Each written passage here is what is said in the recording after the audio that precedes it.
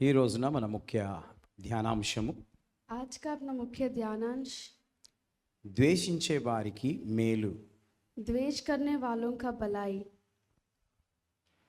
ప్రియమైనటువంటి దేవుని బిడ్డలారా, प्रभु के प्रिय लोग, మేలు యొక్క వివరణ మరియు దాని ప్రయోజనాలు भलाई का विवरण और उसका प्रयोजन। అనగా మనము మేలు చేస్తే దానికి మనకు ఎలాంటి లాభము కలుగుతుందో దాని విషయమై మనము ధ్యానించబోతున్నాం. अपन भलाई करें तो किस तरह का प्रयोजन अपने को आएगा, उस विषय में आज अपन बात करेंगे। కీర్తనల గ్రంథం 34వ అధ్యాయం 14వ వచనం. కీడు చేయుట మాని మేలు చేయుము, సమాధానము వెతికి దాన్ని వెంటాడు. Praise the lord. बुराई करना छोड़ के अच्छाई करना सीखो। దేవునికి మహిమ కలుగును గాక. దేవుని బిడ్డలారా, దేవుని వాక్యం ఈ విధంగా సెలవిస్తూ ఉంది. కీడు చేయుట మాని మేలు చేయుము, సమాధానము వెతికి దాన్ని వెంటాడుము. చూడండి, ఇక్కడ కీడు చేయుట మాని మేలు చేయుము అని వాక్యంలో వ్రాయబడ్డది. बुराई करना छोड़ के अच्छा करना सीखो बोल के परमेश्वर के ग्रंथ में लिखा हुआ है। ఈ లోకంలో మనుషులు చూస్తూ ఉంటే కీడు ఎక్కువ చేస్తూ ఉంటారు. ये पृथ्वी में हर मनुष्य भी बुराई करना सीखते हैं, కానీ బైబిల్ ఈ విధంగా చెప్తుంది, लेकिन पवित्र ग्रंथ ये कहता है కీడు చేయటం మానాలి, మేలు చేయడం నేర్చుకోవాలి. बुराई करना छोड़ना और अच्छाई सीखना चाहिए। అది కాకుండా వాక్యం ఏమంటుందంటే సమాధానము వెతికి దాని వెంటాడుము. और मेल को ढूंढ के उसके पीछा करो। ఈ లోకంలో సమాధానం లేకుండా మనుషులు చాలా మంది ఉన్నారు. ये पृथ्वी में बिना शांति के बहुत सारे लोग हैं। అయితే సమాధానాన్ని ఏం చేయాలంట? వెతకాలి. शांति को अपन ढूंढना चाहिए। ఎప్పుడైతే మనము వెతుకుతామో అప్పుడు మనకు దొరుకుతుంది. जब अपन उसको ढूंढते हुए है अपने को वो मिलता है। మనము వెతకకపోతే ఏదీ దొరకదు. अपन नहीं ढूंढे तो कुछ नहीं मिलता। కాబట్టి దేవుడు అంటున్నాడు వెతకాలి. परमेश्वर कहता है ढूंढो। బైబిల్ అంటుంది అడుగుడి మీకు ఇయ్యబడును, వెదుకుడి మీకు దొరుకును, తట్టుడి మీకు తీయబడును. కాబట్టి మనము అడిగితే మనకు దొరుకుతుంది. अपन मांगे तो अपने को मिलता है। అడగంది మనకి ఏమీ దొరకదు. बिना मांगने से कुछ नहीं मिलता।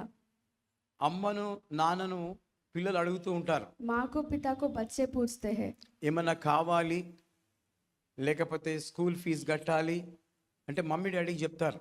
कुछ तो भी है तो स्कूल फीस के विषय में माता पिता को कहते हैं। అడిగితేనే తప్ప తల్లిదండ్రులకు తెలియదు. मांगे तो ही माता पिता को मालूम అదే पड़ता। విధంగా మన తండ్రి అయిన దేవునికి उसी तरह अपना पिता परमेश्वर మనము అడగాలి. अपन पूछना चाहिए। ఎప్పుడైతే మనం అడుగుతామో जब अपन पूछते हैं, అప్పుడు దేవుడు మనకు అది ఇస్తాడు. जब परमेश्वर अपने को देता है। కాబట్టి దేవుని బిడ్డలారా, కీడు చేయకూడదు. बुराई नहीं करना चाहिए। మనం ఎవరికి కీడు చేయకూడదు. अपन किसको भी बुरा नहीं करना चाहिए। ప్రార్థనలకు సమాధానము అప్పుడు చేకూర్చుతుంది. जब प्रार्थना का समाधान आता है। అదే విధంగా కీర్తన గ్రంథం 37వ అధ్యాయము 27వ వచనం. కీడు చేయుట మాని మేలు చేయము, అప్పుడు నీవు నిత్యము నిలుచుదువు. बुराई को छोड़ और भलाई कर और तू सर्वदा बना रहेगा। ఎంత చక్కటి మాట ఇక్కడ కూడా చూస్తున్నాం. చూడండి, కీర్తనకారుడు అంటున్నాడు కీడు చేయుట మాని మేలు చేయుము, అప్పుడు నీవు నిత్యము నిలుచుదువు. హల్లెలూయా. దొరికిందమ్మా? बुराई को छोड़ और भलाई कर और तू सर्वदा बना रहेगा। కీడు చేయుట మాని మేలు చేయుము, बुराई करना छोड़ के अच्छाई सीखो, అప్పుడు నిత్యము నిలుచెదవు. जब आप सर्वदा बना रहोगे। మనము పడిపోకుండా నిలవాలి అని అంటే अपन गिरने से बचना है बोले तो కీడు చేయుట మానాలి. बुराई करना छोड़ना चाहिए। ఎప్పుడైతే కీడు చేయుట మానుతామో जब अपन ये भूल जाते हैं, అప్పుడు మనము నిలుస్తాం. अब जब अपन खड़ते हैं, అంటే ఏదైనా మనము పని పూనుకొని చేయడానికి సిద్ధపడితే कुछ तो भी काम करने के लिए तैयार है, जब అప్పుడు మన పని సక్సెస్ అవుతుంది. अपना काम पूरा होता है। పని సక్సెస్ అవ్వడం లేదనంటే काम ठीक से नहीं होता మనం है ఏదో इसलिए, మిస్టేక్ చేస్తున్నాము అని तो తెలుసుకోవాలి. अपन कोई गलती कर रहे हैं इसका कारण। కాబట్టి దేవుని బిడ్డలారా, దేవుడు ఈరోజు మరి కీడు విషయమై మాట్లాడుతూ ఆయన మనతో సంబోధిస్తూ ఉన్నాడు. आज परमेश्वर बुराई के विषय में संबोधित करता है। మార్కు సువార్త 3వ అధ్యాయం 4వ వచనం. వారిని చూచి విశ్రాంతి దినమున మేలు చేయుట ధర్మమా, కీడు చేయుట ధర్మమా, ప్రాణరక్షణ ధర్మమా, ప్రాణహత్య ధర్మమా అని అడిగెను.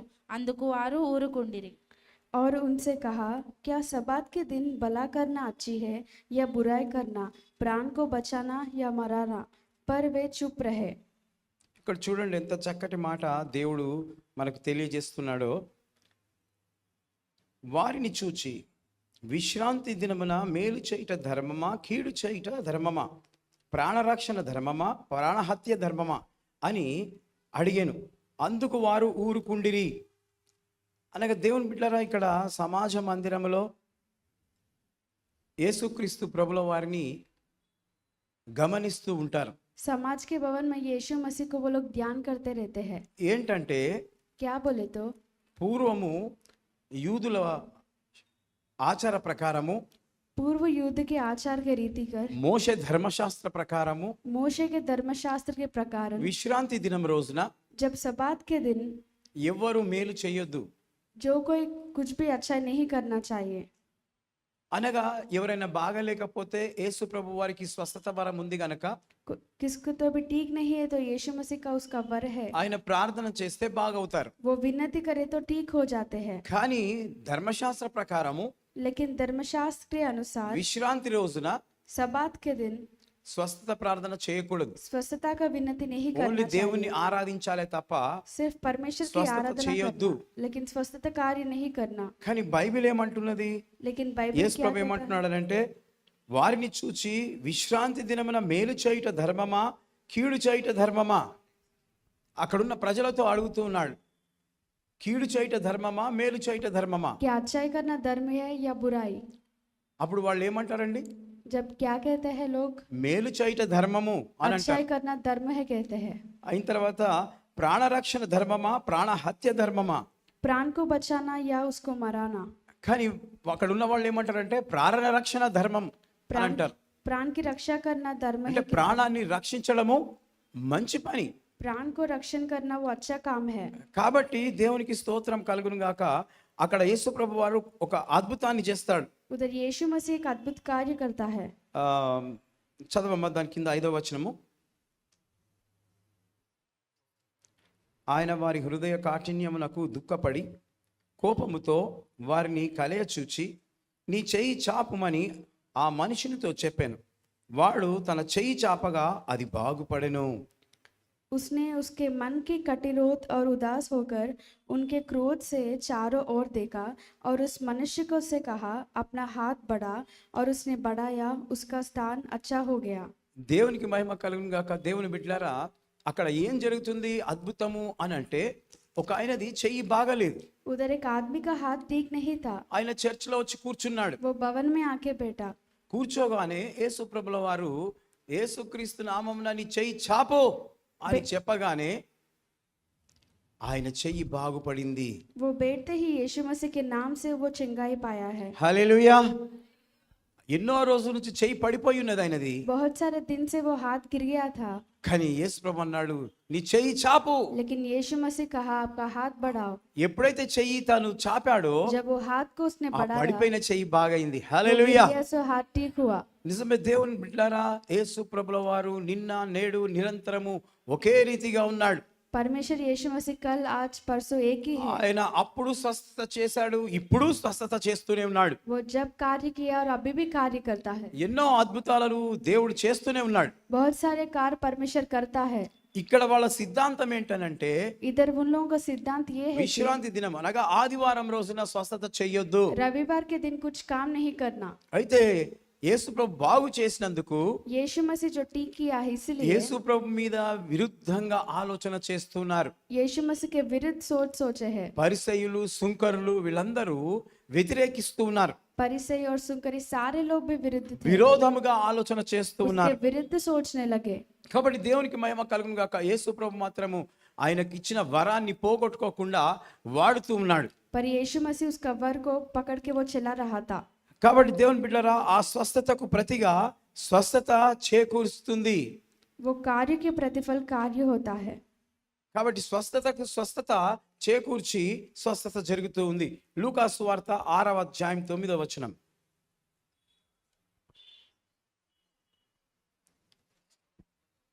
అప్పుడు యేసు, విశ్రాంతి దినమున మేలు చేయుట ధర్మమా, కీడు చేయుట ధర్మమా, ప్రాణరక్షణ ధర్మమా, ప్రాణహత్య ధర్మమా అని మిమ్మును అడుగుచున్నానని వారితో చెప్పి, వారినందరిని చుట్టూ కలయజూచి, నీ చేయి చాపమని వానితో చెప్పును. వాడు అలాగు చేయగా వాని చేయి బాగుపడెను. హల్లెలూయా. यीशु ने उससे कहा, मैं तुमसे ये पूछता हूँ कि सबात के दिन की अच्छाई और भला करना, बुरा करना, प्राण का बचाना और नाश करना। तब उसे चारों ओर उनके स्तंभों के देवकार और मनुष्य से कहा, अपना हाथ बढ़ा। చూడండి ఎంత చక్కటి మాట. అందులో రాయబడ్డదే ఇక్కడ కూడా రాయబడ్డది. ఇక్కడ యేసు ప్రభు అంటున్నాడు, నీ చెయ్యి చాపు అని అంటున్నాడు. इधर यीशु मसीह कहता है, आपका हाथ అనగా बढ़ा। చెయ్యి పడిపోయింది, యేసు ప్రభు అంటున్నాడు చెయ్యి చాపు అని यीशु అంటున్నాడు. मसीह कहता है, हाथ बढ़ाओ बोलकर। నిజమే, దేవునికి మహిమ కలుగును గాక. దేవుని బిడ్డలారా, మరి ఎంతమంది అయితే ఇక్కడ కూర్చున్న వారికి ఏదైనా బాగలేకపోతే యేసయ్య ఇక్కడే ఇప్పుడే బాగు చేయడానికి సిద్ధంగా ఉన్నాడు. హల్లెలూయా. कितने लोगों को बीमारी है, परमेश्वर आपको चंगा करने के लिए तैयार है। ఆయన స్వస్థపరిచే దేవుడు. वो स्वस्थता करना परमेश्वर है। నీ హృదయంలో ఏముందో దేవునికి బాగా తెలుసు. आपके मन में क्या है, परमेश्वर को सब पता है। నీవు అనారోగ్యంతో బాధపడుతున్నావా? आप बीमारी से दुख है क्या?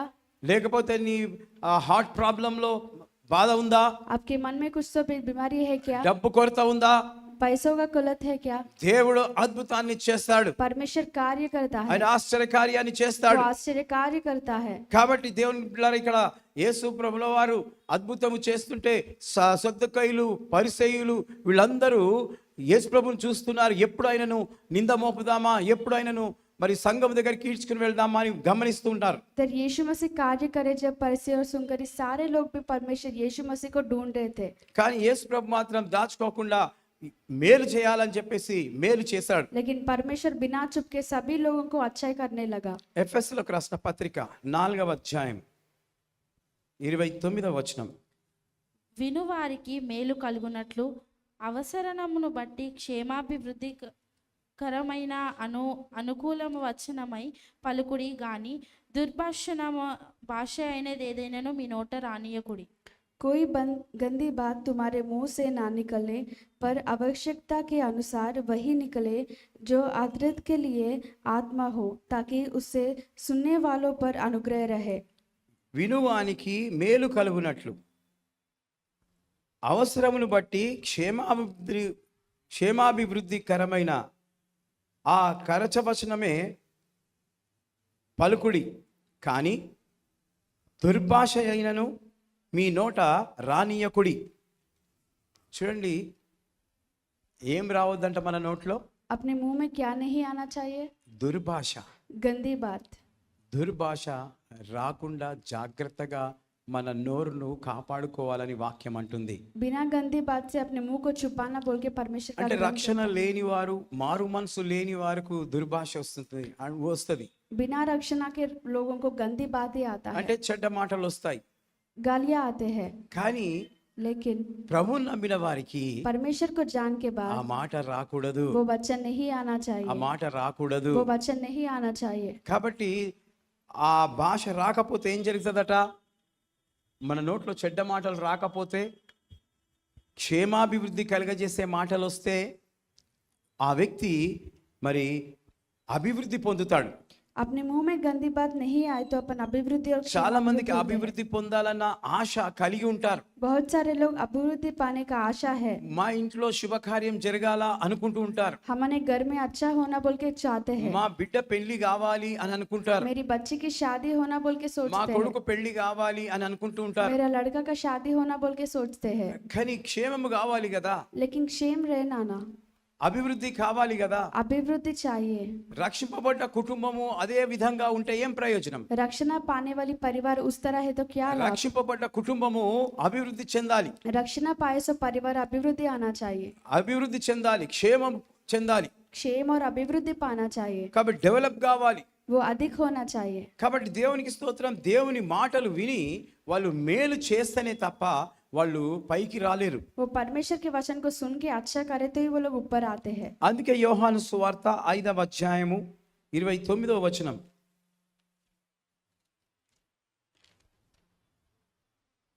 जिन्होंने भलाई की और वे जीवित के प्रसन्नित हुए के लिए जी उठेगा, और जिन्होंने बुराई की है वो दंड के परिणतों के लिए जी उठेगा। మేలు చేసుకొని వారు జీవ పునరుద్ధానమును అగును, కీడు చేసిన వారు తీర్పు పునరుద్ధానమునకును బయట వచ్చెదరు. రైట్.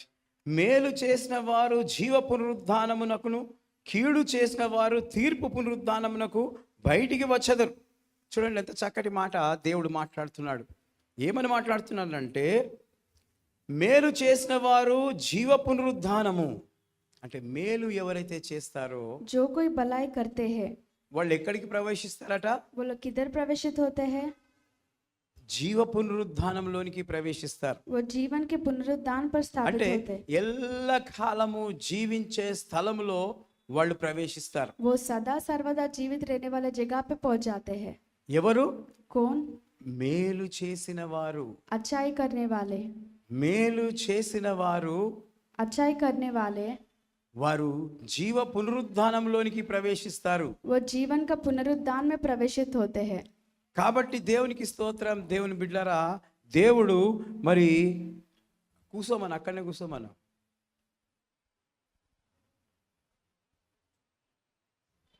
కీడు చేసిన వారు తీర్పు పునరుద్ధానంలోనికి వెళతారు.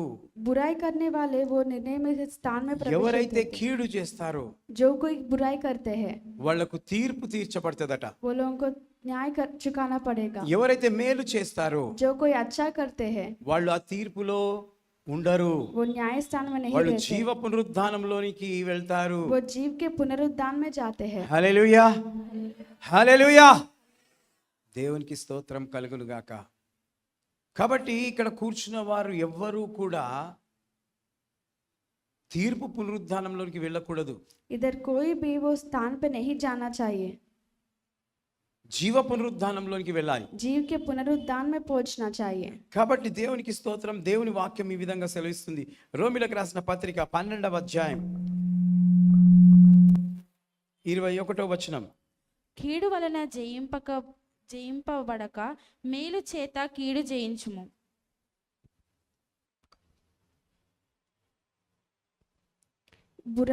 बुराई से ना हारे, परंतु भलाई से बुराई को जीवित लगे। కీడు వలన జయింపక మేలు చేత కీడును జయించుము. హల్లెలూయా. చూడండి, కీడు వలన జయింపబడక. बुराई से ना हारे, మనము కీడు చేస్తే अपन बुराई करे तो జయించలేం. अपन जीत नहीं कर सकते। కీడు చేస్తే విజయం మనకు దొరకదు. बुराई करे तो अपन नहीं जीत सकते। మేలు చేస్తే కీడును జయించొచ్చు. अपन अच्छाई करे तो बुराई को अपन हरा మనకి सकते। ఎవరైనా కీడు చేసినా कोई तो भी बुराई करे तो ఆ కీడు మన మీదికి రాదు. वो बुराई अपने ऊपर नहीं आता। ఒకరినొకరు పగ తీర్చుకోవాలంటే ఈజీ మెథడ్ ఏంటంటే మంత్రాలు. एक के ऊपर एक करना बोल तो तंत्र करना। మంత్రాలు చేసేసి तंत्र करके వాళ్ళను వర్ధిల్లింపలేక చేస్తూ ఉంటారు. वो लोगों को टलाने का करता है। వాళ్ళ కుటుంబంలో ఏ కార్యం జరగకుండా చేస్తా उनके ఉంటారు. परिवार में कुछ नहीं हुए जैसा करता है। ఒకళ్ళింట్లో ఒకళ్ళకే గొడవలు అవుతా ఉంటాయి. एक के ऊपर एक घर में झगड़ा होता है। ఇవన్నీ కీడు. ये सब कुछ बुराई है। మనుషులు ఓర్వనోళ్ళు చేస్తూ ఉంటారు. मनुष्य दुष्टता से ये करते हैं। ప్రార్థన చేసుకోనియరు. वो प्रार्थना नहीं करा దేవుని सकते। మందిరానికి రానియవరు. उसके भवन में नहीं आने देते। ఇంట్లల్లో ఎప్పుడు మనశ్శాంతి లేకుండా కొట్లాట, घर में बिना शांति के झगड़े होते हैं। రోగం, बहुत बीमारी। ఇవన్నీ కూడా కీడు ఎదుటి వ్యక్తి చేస్తూ ఉంటాడు. ये सब कुछ भी आगे वाले बुराई करता है। నీతో పగ ఉన్న వ్యక్తి చేస్తూ ఉంటాడు. आपसे दुश्मनी है सो व्यक्ति करता है।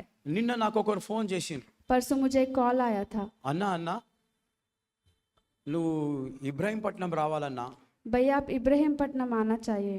నేనన్నా ఎందుకు, ఏం సంగతి చెప్పు అని చెప్పిన. क्यों, क्या हुआ बोल के मैं पूछा हूँ। అన్నా మాకు పెళ్ళై 6 నెలలు అవుతుంది. हमें शादी होके 6 महीने हुए। కొత్త ఇల్లు కట్టుకున్నాం. नया घर बनवा लिए। మంచిగానే ఉన్నది 6 నెలలు. ये 6 महीने तक अच्छा ही थे, ఈ మధ్య నేను నా భార్య పడుకొని ఉన్నాము. लेकिन ये बीच में मैं मेरी पत्नी सो गए थे.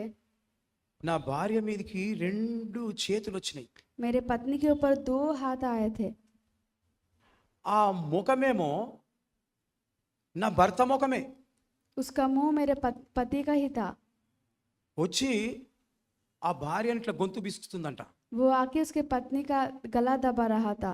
ఆమె దిగ్గున లేచి वो ऐसे उठकर పెద్ద అరుపులు కేకలు बहुत चिल्लाई थी. భయపడిపోయింది. वो डर गई थी. అయిన తర్వాత నెక్స్ట్ డే నీకు పిచ్చేమో కలబడిందేమో అట్లా ఇట్లా అని వాళ్ళ భర్త సంజాయించిండంట. उसका पत्नी कहा था ये आपको बुराई सपना आया बोल के. ఈయన పడుకుండట. ये सो गया था. ఆయన భార్య ముఖం ఆయన దగ్గరికి వచ్చింది. उसकी पत्नी का मुंह उसके ऊपर आया. ఈ బాడీకి ఇట్లా ఏం లేదు. ये शरीर पूरा कुछ नहीं, తల కనిపిస్తుంది, చేతులు కనిపిస్తున్నాయి. सिर्फ मुंह और हाथ दिखाई दे रहे थे. ఇట్లా అని ఈయన గొంతు బిసుకొని వచ్చిందంట. उसका गला दबाने के लिए आए थे. చూడండి మంత్రాలు ఏ విధంగా ప్రయోగం చేసి ఒక మనిషిని పాడు చేస్తుందో, तंत्र इस तरह एक मनुष्य को खराब कर देता है. భయపెట్టిస్తా ఉంది. बहुत डरा रहा था. నిజం ఎవరికైనా కానీ భయమే కదా. किसी को भी डर रहता है. దా అని అంటాం ఎవరన్నా. ఓయమ్మ దాని మొండం కనిపిస్తలేవు, కాళ్ళు కనిపిస్తలేవు, ఏం కనిపిస్తలేవు. వచ్చి 2 చేతులు తీసుకొని వస్తుందట. ఆ భర్త ముఖం ఈమె కనిపిస్తుంది, భార్య ముఖం ఈయన కనిపిస్తున్నది. అప్పుడు లేచి అంటుండంట, ఏంది నువ్వు నా మీదకి వచ్చినావు? నేను ఎక్కడ వచ్చిన, నేను నా జాగా నేను పడుకున్నా అని ఆమె అంటుందంట. ఆ విధంగా అది భయపెట్టిస్తూ ఉంది. అక్కడ ఎవరినో వాళ్ళని వీళ్ళని పిలిపించి ప్రార్థన చేయించారంట, కానీ అది పోతలేదు. దిక్కులేనానికి ఎవరు దిక్కు? దేవుడే దిక్కు. మరిదాస్ మాస్టర్ దిక్కు. దేవునికి స్తోత్రం కలుగును గాక. ఇక నన్ను ప్రార్థన చేసిన నీళ్ళు ఇంట్లంతా జల్లు, కొన్ని తాగు, అది దయ్యం రాదు అని చెప్పిన. నేను సోమవారం మంగళవారం అట్లా వచ్చి ప్రార్థన చేస్తలే అని చెప్పిన. కాకపోతే నాకు ఏం ప్రేరేపణ అవుతుందని అంటే, వాళ్ళు ఊరిలో ఉంటారు, మాకు కొంచెం పరిచయం. వాళ్ళు ఓరోజానాలు వాళ్ళ మీద మంత్రాలు ప్రయోగం చేస్తున్నారు. ఇల్లు కట్టుకున్నారు కదా, ఊర్లల్లో ఇండ్లు కట్టుకున్నా, ఏదైనా కొనుక్కున్నా, ఏదైనా చేసినా ఇక షురువు అయిపోతుంది. ఇక ఎట్లా వీళ్ళు బర్బాద్ చేయాలా, వీళ్ళని ఏ రకంగా భయపెట్టి వాళ్ళను పాడు చేయాలా, పైకి రాకుండా చేయాలా, ఏదో ఒక ముళ్ళు పెట్టాలా అని చెప్పేసి వాళ్ళు మంత్రాలను ఆశ్రయించి ఇలాంటి ప్రయోగాలు చేస్తూ ఉంటారు. అయితే దేవుని బిడ్డలారా, దేవుడు కలిగిన వారు, परमेश्वर को जानने वाले हैं, వాళ్ళు భయపడడానికి వీల్లేదు. वो लोग नहीं डरना चाहिए. వాళ్ళు కీడును జయిస్తారు. वो बुराई को जयत करते हैं. మేలు చేసి కీడును జయిస్తారు. वो अच्छा करके बुराई को हराते కాబట్టి हैं. మనం కూడా అదే విధంగా చేయాలి. अपन भी इसी మనం तरह रहना కీడు चाहिए. చేయొద్దు కానీ మేలు చేయాలి. अपन बुराई नहीं अच्छाई करना चाहिए. మేలు చేస్తే దానికి ప్రతిఫలం దేవుడు గొప్ప విజయాన్ని మనకిస్తాడు. अच्छाई करे तो परमेश्वर उसका प्रतिफल ఎవరైతే अपने మన को మీద देता है. పగబట్టి మనల్ని ఏదో చేయాలనుకుంటారో, जो कोई अपने ऊपर दुश्मनी మన लगाते కళ్ళ हैं, ముందట వాళ్ళే నశించిపోవడం మనం చూస్తాం. अपने आंखों के सामने वो लोग ठग హల్లెలూయా. जाते हैं.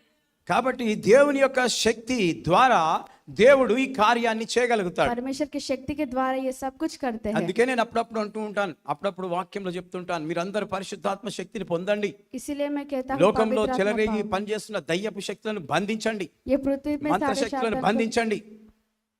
మనం కీడు చేయొద్దు కానీ మేలు చేయాలి. को- अपन बुराई नहीं अच्छा करना चाहिए. అప్పుడు దేవుడు మన పక్షాన ఉంటాడు. जब परमेश्वर अपने पास रहता. మన చర్చిలో దేవుడు ఇంకొక గొప్ప మేలు చేశాడు. శ్యామల సిస్టర్ అని ఉంటారు కదా, ఆ సిస్టర్ వాళ్ళ కుమారుడు మంచి బిజినెస్ పెట్టాడు. ఇక్కడే దగ్గరే మంచి అల్లం, ఎలిగడ్డ, ఉల్లిగడ్డ ఇవన్నీ సేల్ మంచి షాప్ ఓపెన్ చేశాడు. నిన్న పిలిపించి, అన్న మీరు ప్రార్థన చేయండి అంటే వెళ్ళి ఆ షాప్లో ప్రార్థన చేశాను. చాలా మంచిగా అనిపించింది నాకు. ఆ షాపు చాలా అభివృద్ధి చెందుతుంది. సెంటర్లో పెట్టారు కాబట్టి దేవుడు ఇంకా వారిని డెవలప్ చేసే విధంగా మనం ప్రార్థన చేయాలి. అది కాకుండా ఎందుకు ఆ విధంగా జరిగింది అని అంటే, ఆమె దేవుని మందిరంలో వంట చేస్తూ ఉంది. మధ్యాహ్నం పూట అందరికి వచ్చిన వాళ్ళకందరికీ వంట చేస్తూ ఉంది. ఆ సిస్టర్ వెంబడి సుహాసిని సిస్టర్, ఆ సిస్టర్ హెల్ప్ చేస్తూ ఉంది. అయిన తర్వాత స్వీటీ అని, డాలీ అని, హదస్స అని వాళ్ళు సహాయం చేస్తున్నారు. కూరగాయలు, ఉల్లిగడ్డలు ఇవి కొయ్సి ఇవ్వడానికి. నిజమే దేవుని బిడ్డారా, దేవుని పని చేసిన వారిని దేవుడు ఖచ్చితంగా ఆశీర్వదిస్తాడు. परमेश्वर के काम करने वालों को परमेश्वर हर किस आशीर्वाद देता దేవుని है। పని చేసిన దానికి ప్రతి దానికి లెక్క ఉంటది. उसके काम के हर एक चीज का हिसाब है, ఊరికేనే పోనివాడు. ऐसे नहीं जाने देता। వేరే వాళ్ళు వేరే పని చేస్తే ఊరికే పోతుంది, కానీ దేవుని పని చేస్తే ఖచ్చితంగా జీతం దేవుని దగ్గర ఉంటది. दूसरे काम करे तो जाता, लेकिन परमेश्वर का काम का हिसाब हर किस रहता है। అంతకుముందు కూడా ఆ సిస్టర్కి ఏం జాబ్ లేదన్నా అని అన్నప్పుడు దేవుడు ఆమెకు చక్కటి జాబ్ని ఇచ్చాడు. जब भी वो सिस्टर को नौकरी नहीं था, लेकिन परमेश्वर ने हालेलुया। नौकरी दिया। కాబట్టి దేవునికి స్తోత్రం. దేవుని బిడ్డలారా, దేవుడు మరి మనకు మేలు చేసే దేవుడు మనకున్నాడని జ్ఞాపకం చేస్తూ ఉన్నాను. अपना परमेश्वर अच्छाई करने वाला है बोल के याद दिला। ఆయన క్షేమమును అభివృద్ధిని చేకూరుస్తూ ఉంటాడు. वो क्षेम और अभिवृद्धि को देता है। కాబట్టి దేవుని బిడ్డలారా, ఈరోజు మనము దేవుని యొక్క వాక్యాన్ని వింటూ వింటూ ఈ మాటలు మరి మీకు తెలియజేస్తూ ఉన్నాను. దేవుడు మరి ఎన్నో అద్భుత కార్యాలను మరి మన గృహం పట్ల చేశాడు. परमेश्वर ने बहुत कार्य अपने गृह के विषय में किया। కాబట్టి మనము మన స్వభావము ద్వేషాన్ని, ద్వేషమే ప్రతిస్పందన చేస్తూ క్రీస్తు స్వభావము ద్వేషాన్ని ప్రతిరూపముగా మేలు చేయడము మనము నేర్చుకోవాలి. अपना स्वभाव को छोड़ के परमेश्वर का स्वभाव अपन करके कार्य करना चाहिए। కాబట్టి నీవు సహజమైన వ్యక్తిగా కాకుండా आप सहजित व्यक्ति से छोड़कर దేవుని బిడ్డగా परमेश्वर के ప్రవర్తించాలి. बच्चे जैसा अपन प्रवर्तन करना। అనగా నీ ఎడల ద్వేషం చూపుతూ వారిని నిరంతరము మేలు చేయాలి. अपने द्वेष को छोड़ के आप हर किस प्यार करना चाहिए। ఒకరి మీద మనకు పగుందనుకోండి, एक के ऊपर दुश्मनी है तो ఏం చేయాలంటే మేలు చేస్తూ ఆ యొక్క శత్రువును ఓడగొట్టాల. उन लोगों को अच्छाई करके दुश्मनी हरा देना। మేలు చేస్తూ నిరంతరము ఆ సైతాన్ని ఓడగొట్టాల. अच्छाई करके शैतान को हराना चाहिए। నిజాయితీగా సహాయం చేయాలి. न्याय से काम करना चाहिए। అప్పుడు దేవుని ఆశీర్వాదము ప్రార్థన పూర్వకంగా మన మీద కుమ్మరించబడుతూ ఉంటుంది. जब परमेश्वर का आशीर्वाद प्रार्थना के रूप में आता హల్లెలూయా, హల్లెలూయా. కాబట్టి దేవునికి స్తోత్రం. దేవుని బిడ్డలారా, అప్పుడు నీ వలన కీడు మేలు ద్వారా జయించబడుతుంది. है, जब आपके द्वारा भलाई जीत सकते हैं, కీడు మేలు ద్వారా ఏమైతుందంట? జయిస్తామంట. बुराई अच्छाई से जयित होता है। కాబట్టి దేవుడు ఈ రోజున ఈ యొక్క చక్కటి మాటలు తెలియజేస్తూ మాట్లాడుతున్నాడు. మనము మన సహోదరుల ఎడల अपन अपने भाई के द्वारा ప్రేమ కలిగి ఉందాం. प्यार करके रहना चाहिए। ప్రేమ ద్వారా प्यार के द्वारा ఈ లోకాన్ని మనం జయించవచ్చు. ये पृथ्वी को अपन जयित कर सकते हैं। యేసు ప్రభు యొక్క త్యాగము यीशु मसीह का त्याग ఇప్పటికీ జయిస్తూనే ఉంది. अभी तक वो जयित करता है। ఆయన ప్రేమ उसका प्यार ఇప్పటికీ జయిస్తూనే ఉంది. अभी तक जयित करता रहता కనుక है। ప్రేమటువంటి దేవుని బిడ్డలారా, ఇక్కడ కూర్చున్న వారందరూ కూడా इधर सभी लोग भी కీడుతో మనము జయించలేం. बुराई से अपन नहीं जयित सकते, మేలు చేసి మనం జయించవచ్చు. अच्छाई करके जयित कर सकते। కాబట్టి మనం మంచి చేద్దాం, अपन अच्छा करेंगे, క్రీస్తు కొరకు పోరాడదాం. परमेश्वर के लिए तैयार होंगे। దేవుడి మాటలు దీవించి ఆశీర్వదించును గాక. परमेश्वर ये वचन को आशीष दे। May God bless you.